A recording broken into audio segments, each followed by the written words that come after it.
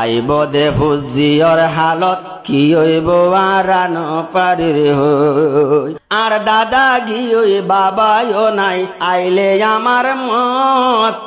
আর ফুজিয়ে গর্বাদি তাকিব যায় হন্নত বায়ান গরি সমনত আর দাদা গিয়ে বাবাও নাই আইলে আমার মত আর আরে ফুজি গর্বাদিয়া তাকিব হন্নত যাই ন ভাইলে সোনার আর কানত আইজন আয়ের কাবু জনত